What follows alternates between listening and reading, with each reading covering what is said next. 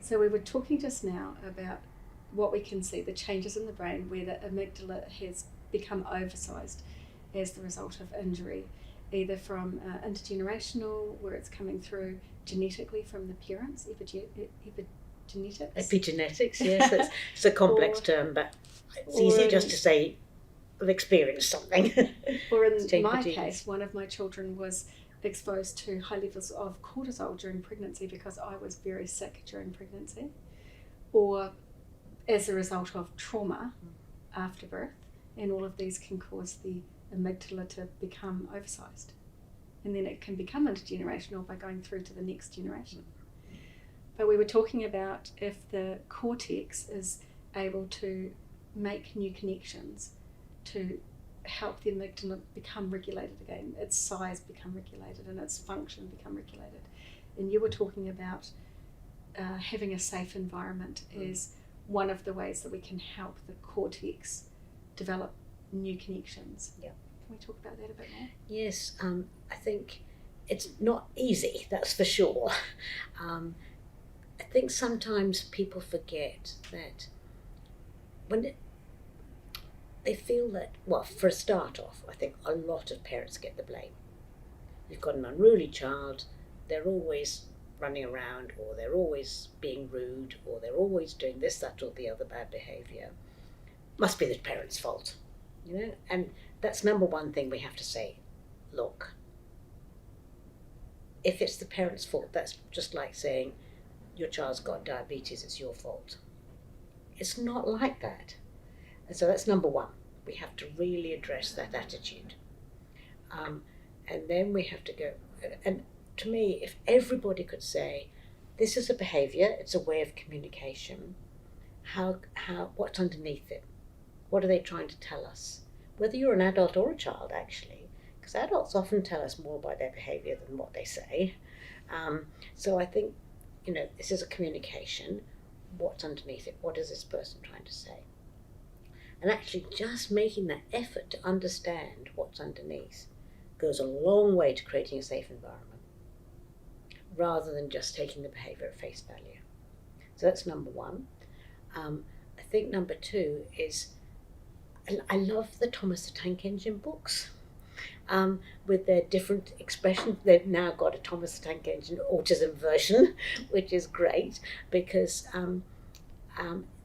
all the different emotions are expressed, and if you can give emotions labels, that's so helpful, because often, especially as children, but actually teenagers and a lot of adults, can't label their emotion, and it's really hard to put a word to how you're feeling.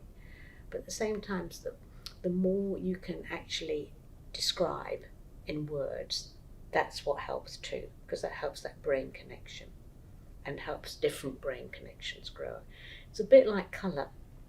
And I found this analogy very helpful. I can't remember where I heard it from, but and it was like, how everybody knows some people see red as green or the other way around, and they can't differentiate. And it's a bit like that with emotions. Some people see red, some people see magenta, crimsons, all these different versions. If you look into a paint shop, it's unbelievable the different names they give to colours. But if we could actually hone down on emotions and see the different colours and different words to those emotions, it's very, very helpful. Now that takes a lot of skill, so that's where counsellors can come in and can help people identify how they're feeling and give them words, and that's really helpful. But there aren't enough counsellors. The other thing that can happen is, I think if we could actually give much more support to parents. And I really don't want post-traumatic mental injury, well, it'd be lovely if ACC could fund help for parents and giving them a break, and also help for parents to help with their emotional ups and downs. But it will be, there's enabling good lives funding for people with disabilities, which can help give a break to parents and focus on their needs as well. But that doesn't exist for some of these neurodiverse situations No. or injury. You only get it if you tick a certain box. Exactly. And again, I don't want them to be seen as people with disabilities. It's different abilities. And actually, when you think about all the people with disabilities in the accepted form, they're different abilities. And everybody says, wow, that child, hasn't got one arm or can't walk very well. But were they the most caring person you've ever met? Or, another strength that they've got. So if we can think of different people with different abilities, wouldn't that be brilliant? Very much so. And as a parent of children with different abilities and having different abilities myself, I've definitely tried to take the approach of scaffolding around them to meet their needs rather than try and change them. Yeah. To identify their strengths and celebrate those. Yeah. And that's exactly the way to go. And sometimes parents need help to identify that, because you've been able to identify that. But that's where I think if we could get family counsellors more, and the concept of family counselling has been there for a while, but usually it's around dysfunctional families, if you like, and it's something wrong with your communication or something like that.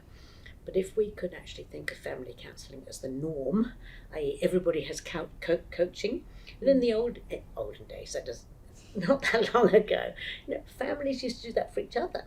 You'd have grandparents around, you'd have aunts and uncles around, you'd have cousins around, and you could use the strengths of those groups of people, because we're all different, we all have different strengths, to actually help the ones that their weaknesses weren't doing so well. So we really are seeing changes in the way that society is operating, affecting the way that children are growing. Absolutely.